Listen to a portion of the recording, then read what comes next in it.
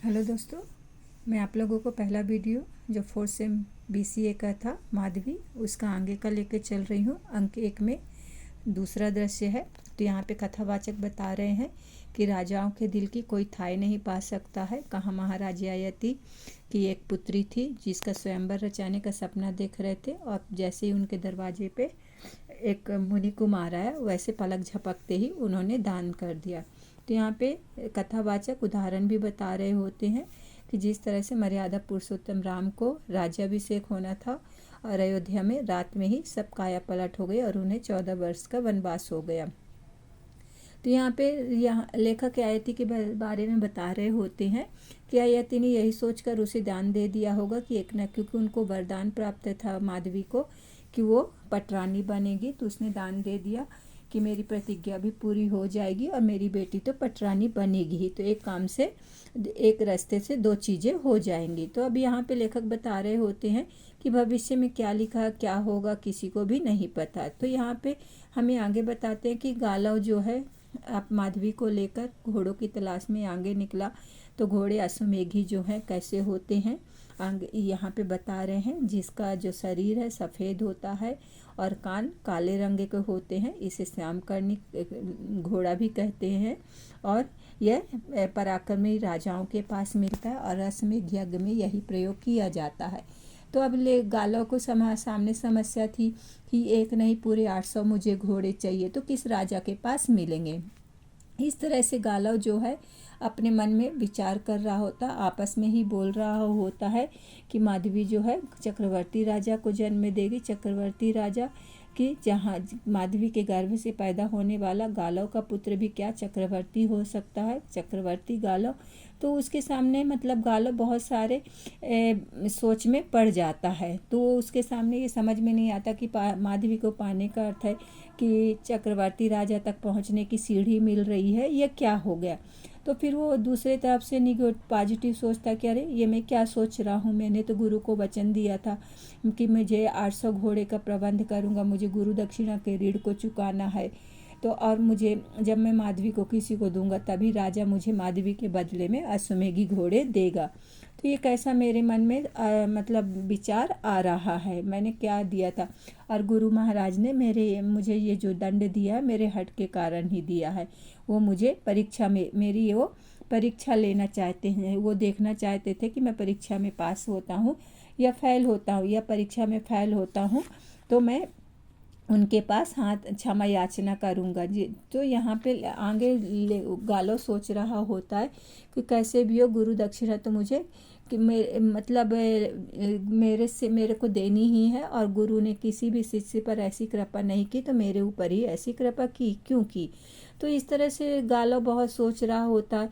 तो फिर वो सोचता है कि मैंने मतलब मेरे मन में एक ऐसे विचार है, मैं रास्ते से भटक रहा हूँ, मुझे अपना दायित्व भूल रहा हूँ, मुझे गुरु ने एक परिस्थिति में डाल दिया है और ये सिचुएशन है माधवी के साथ जो हूँ, तो ये मुझे अलग से परीक्षा में डाल रही है। तो माधवी के मन में क्या है पता नहीं, वो क्या सोचती है कौन जाने, इसको तो मालूम नहीं है। बट मुझे 800 घोड़े मिल गए तो मैं अपनी प्रतिज्ञा तो पूरी कर लूँगा बट यहाँ क्या होगा कि मुझे माधवी से हाथ धोना पड़ेगा और माधवी जो है किसी न किसी राजा की पटरानी बन जाएगी इस तरह से। तो फिर मुझे क्या मिलेगा, मैं इतना बस मेरे मन के अंदर संतोष रहेगा कि मैंने गुरु दक्षिणा जुटा ली हूँ और मैंने अपने भाग्य को, मुझे भाग्य जो माधवी मेरे भाग्य है उससे हाथ धोना पड़ेगा। तो कैसी विडंबना मेरे सामने आ गई है, गुरु दक्षिणा का दायित्व तो पूरा करूँ या माधवी के द्वारा मैं चक्रवर्ती राजा बन सकता हूँ। तभी आकाशवाणी होती है कि गालो तुम किस प्रलोभन में किस लालच में पड़े हुए हो, तुम तो यहाँ आत्महत्या करने जा रहे थे, अब चक्रवर्ती राजा बनने के सपने देखने लगे। तुम यहाँ पे ययाति महाराज के साथ विश्वासघात करोगे। उन्होंने तुम्हें अपने गुरु की गुरु दक्षिणा पूरी करने के लिए उन्होंने अपनी पुत्री को तुम्हारे साथ में भेजा था। अब ऊपर से देवता तुम्हारी तरफ देख रहे हैं कि तुम क्या निर्णय लेते हो। तो इस तरह से सोच रहा होता है। तभी गालो माधवी की ओर देखता है और माधवी भी गालो की तरफ देखती है तो पूछती है तुम क्या देख रहे हो। तब गालो बोलता तुम बहुत सुंदर हो। इस तरह से तब यहाँ पे माधवी कहती है कि क्या कह रहे हो गालो, मुझे तो कुछ समझ में नहीं आएगा, तुम क्या चाहती हो। गालो बोलता है, तो बोलते मैं क्या चाहूँगी, मैं तो तुम्हारा एक माध्यम हूँ तुम्हारी गुरु दक्षिणा पूरी करने का। तो गालो बोलता है ऐसा क्यों कह रही हो, तुम तो महान हो, तुम दानवीर राजा की ययाति की पुत्री हो और तुम बालक भी चक्रवर्ती राजा को जन्म दोगी, तुम्हें तो देवताओं से वरदान प्राप्त है। तो एक छोटी सी ऐसी मुस्कान करती है, बट बोलती है कि फिर भी तो मैं किसी न किसी का माध्यम ही बनूंगी। पहले मैं आज तुम्हारे लिए है, कल किसी और के लिए होगे। तो गाला बोलता है कि तुम्हें तो बहुत बड़ा दायित्व निभाना होगा, तुम क्यों खोई खोई सी हो ऐसा। तो वो माधवी थोड़ा सा गुस्सा हो जाती है और बोलती क्या मैं नाचूं गाऊं या अपने भाग्य पर इठलाऊं कि पिताजी ने मुझे आदेश दिया और मैं तुम्हारे साथ आ गई हूँ। तो किसी और फिर कि तुम्हारा आदेश पाके मैं किसी राजा के महल में चली जाऊंगी। तो गालो ठिठक जाता है, वह बोलता ये तो मुझे भी अच्छा नहीं लगेगा। तो माधवी बोलती क्या अच्छा नहीं लगेगा। तब वो बोलता है कि गालो बोलता है कि यदि तुम किसी के महल में चली जाओगी तो अच्छा नहीं लगेगा। तो गालो आगे बोलता है कि यदि मेरा बस चले तो मैं बड़े से बड़े राजा को भी तुम्हें अपने से दूर ना दूँ। तो माधवी बोलती क्या कह रहे हो, तुम बहुत ज़्यादा इमोशनल हो रहे हो, ऐसा नहीं करना है। तो फिर माधवी आगे बोलती है कि वहाँ तो मेरा तो स्वयंवर नहीं होगा, मैं तो तुला पर चढ़ाई जाऊंगी, जिस राजा भी तुमको 800 घोड़े दे देगा उसी राजा को तुम मुझे दे दोगे। तो गालो बोलते तुम्हें क्या अच्छा नहीं लगता है। तो माधवी बोलते कि पिताजी ने जो मुझे आदेश दिया था वो पिताजी की आज्ञा का मुझे पालन करना है। तो यहाँ पे तुम्हारे बोलते हैं कि ये माधवी बोलती है कि तुम आश्रम में गालो बोलता है कि तुम आश्रम में बनी रहती, क्या तुम्हारे पिता स्वयंवर रचाते जिस। तो यहाँ पे बोलते हैं कि हाँ ठीक है ना। माधवी बोलती कौन जाने क्या कैसा होता ये तो पता नहीं है, बट तुम्हारे पिता क्या क्या कह रहे थे। तो माधवी को समझ में नहीं आता कि क्या कह रहे थे। तो बोलती है कि गालो बोलता कि तुम्हारे पिता यही कह रहे थे कि तुम्हारे गर्भ से जो बच्चा पैदा होगा वो चक्रवर्ती राजा बनेगा। तो माधवी हंस देती है, बोलती हाँ तुम्हें भी अभी क्या सूझी है। आश्रम में एक बार एक सन्यासी महात्मा आए थे, उन्होंने ज्योतिष जानते थे, तो उन्होंने भविष्यवाणी की थी। थोड़ा सा गुस्सा सी होती है कि इससे मैं किसी के राजा के उन्होंने भविष्यवाणी की थी, तो इससे किसी राजा के हाथ में सौंपना तुम्हारे लिए आसान हो जाएगा। तुम किसी भी राजा को दोगे वो चक्रवर्ती राजा, हर राजा चक्रवर्ती बनना चाहता है। और माधवी बोलती पता नहीं एक ऐसी विडम्बना है कि ऑलरेडी राजा के पास इतना धन संपत्ति सब कुछ है, फिर भी वो चक्रवर्ती बनना चाहता है, अश्वमेघी घोड़े दौड़ाना चाहता है। तो यहाँ पे गालो बोलता है कि लोगों में महत्वाकांक्षा होना तो स्वाभाविक ही रहता है। तो माधवी बोलती है क्या तुम में महत्वाकांक्षा नहीं है, तुम तो एक साधक हो जो कि अपना वचन निभाना जानते हो। तो गालो जो है माधवी की तरफ देखता है, फिर बोलता है कि चलो छोड़ो, हम अपना कर्तव्य निभाएंगे, अपना कर्तव्य, तुम अपने पिता के प्रति कर्तव्य निभाओ और मैं अपने गुरु के प्रति कर्तव्य निभाता हूँ। तब गालो बोलता है नहीं माधवी, मैंने अभी तक नहीं देखा कि मुझे अश्वमेघी घोड़ा कैसा होता है, क्या होता है। तब माधवी बोलती है कि मैं तुम्हें एक बात बताना चाहती हूँ। तो गालो बोलता है क्या। तब माधवी अपने सपने की बात बताती है कि बड़ी विचित्र बात है, जिस दिन तुम मेरे आश्रम में आए थे उस दिन देखकर मैं तुम्हें चकित रह गई थी। तब बोलती है क्यों चकित रह गई थी भाई। तब बोलती है कि माधवी बोलती मैंने एक विचित्र सपना देखा था। सपने में देखा था कि बहुत दूर दूर तक घना जंगल है और उसमें तरह तरह की पक्षियों की आवाज़ें आ रही हैं, और पक्षियों की आवाज़ें आने के साथ ही बहुत घोड़ों की टाप सुनाई देती है। और जैसे ही मैंने देखी और एक घोड़ा निकलकर उसी छाँव में से निकल कर आता है, और फिर क्या होता है सफ़ेद रंग का है, सफ़ेद रंग का, फिर एक घोड़ा आया, फिर 2 आया, फिर 3 आया, ऐसे करके घोड़े आते रहते एक लाइन से आए। और जैसे ही तुमने मेरे निकट आए तो मैं देखकर आश्चर्यचकित रह गई। तो गालो बोलता है फिर क्या हुआ। तो फिर घोड़ों की पात में एक युवक निकला और उसको मैंने देखा कि वो मेरी तरफ ही आ रहा है और रास्ते में मतलब मेरी तरफ आ रहा। जब मेरी आंखें खुली तो वो किसी तरफ से खो गया है। इसलिए जब मैं तुम्हें सुबह सुबह आश्रम में देखी तो सीधे मुझे ऐसा लगा कि तुम मेरे सपने से निकल कर ही यहाँ पे आए हो, तुम मेरा भाग्य बनकर आए हो गालव, ऐसा बोलती है। तो गालव बोलता है, भाग्य की एक ऐसी विडम्बना, क्रूर विडम्बना है कि हमें मिला भी रहा है और हमें अलग भी कर रहा है। मैं तुम्हें क्या बताऊं माधवी। तब माधवी बोलती है, क्या? तब बोलता है कि तुम्हारे आश्रम से आने से पहले मैं आत्महत्या करने जा रहा था, क्योंकि मुझे लग रहा था कि मैं अपने प्राण त्याग दूंगा, क्योंकि मैं अपने गुरु के वचन को नहीं निभा पाऊंगा।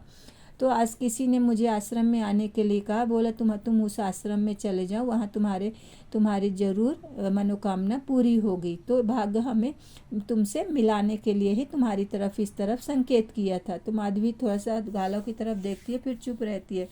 तो फिर बोलती है कि चलो हमें किस राजा के पास जाना है। तब गालव बोलता है, अश्वमेघी घोड़ों की खोज में मैं बहुत भटका हूँ और कुछ पता नहीं चला, बट किसी राजा के पास होते भी तो मुझे जैसे गरीब व्यक्ति को वो क्यों देते। बट मैंने आश्रम में ही तुम्हारे पिता के आश्रम में ही किसी ने बताया है कि उत्तराखंड में अश्वमेघी घोड़ी है, किस राजा के पास है वह मुझे नहीं मालूम है।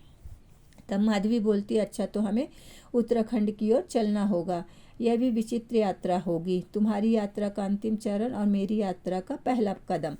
तो यहाँ पे माधवी उसको गालव को बताती है कि हम साथ में चलेंगे तो तुम्हारे को तो जिस राजा को दोगे तो तुम्हारे को क्या हो जाएगा, घोड़े तो मिल जाएंगे, मगर मेरे जीवन की शुरुआत हो जाएगी। तो वो गालव बोलता, वो कैसे माधवी। तब माधवी बताती है, अभी जहाँ तुम्हारी यात्रा समाप्त होती है वहीं से तो मेरी यात्रा शुरू होगी, तुम मुझे किसी को दोगे तभी तो मेरी यात्रा शुरू हो रही है। तो गालव बोलता, काश मुझ पर गुरु दक्षिणा का भार नहीं होता तो मैं तुम्हें ऐसे किसी को नहीं देता। तो माधवी बोलती है, तुम्हारे गुरु ने निश्चय ही गुस्से में आकर तुमसे यह गुरु दक्षिणा मांगी होगी, इसे तो राजा महाराजा भी नहीं झूठा पाते। तो गालव बोलते हैं, मैं क्या जानूँ माधवी, गुरु दक्षिणा का हट तो मैंने ही किया था, बट मुझे क्या पता था कि गुरुवार गुरु दक्षिणा में ये मांग लेंगे। तो माधवी बोलती है कि तुम्हारे गुरु को बाद में जरूर पश्चाताप हुआ होगा कि और तुम अभी भी जाओगे उनसे तो तुम्हें ऋण मुक्त कर देंगे। तो गालव बोलता, नहीं माधवी, मैं खाली हाथ नहीं लौटने वाला, मेरी जो ईगो है वो हर्ट होगी, मैं और हो सकता है कि गुरुवर और भी गुस्सा हो, और वो जन्म के क्षत्रिय हैं, भले ही अभी ब्राह्मण है, बहुत ज़्यादा हठी हैं और बहुत ज़्यादा स्वाभिमानी हैं। तो माधवी बोलती, चलो हम दोनों चलते हैं, उनके पास चलेंगे, भी प्रार्थना करेंगे, हो सकता है तुमको इस ऋण से मुक्त कर दे। तो गालव बोलता है, यदि उन्होंने मुझे ऋण मुक्त कर दिया तो क्या तुम अपने पिता के पास चली जाओगी। तो माधवी बोलती है कि नहीं, मैं दान में दे जा चुकी पिता को तो इस बात की अपेक्षा भी नहीं रही होगी कि मैं उनके पास लौट आऊँगी, क्योंकि मैं तो दान में दी जा चुकी हूँ, कब दान में दी हुई चीज़ें कभी वापस नहीं ली जाती हैं। तब गालव बोलता है, थोड़ा देर सोचता है, फिर बोलता है कि नहीं, तुम्हें देखकर हो सकता है गुरुजी को और भी गुस्सा आएगा कि तुमने किसी को अपने सपोर्ट के लिए लेकर आया है। तो माधवी बोलती है, गुरु से अपमान कैसा और सम्मान कैसा, जो भी हमको गुरु से मिलता है वो हमको सिर में लगा कर रखना चाहिए।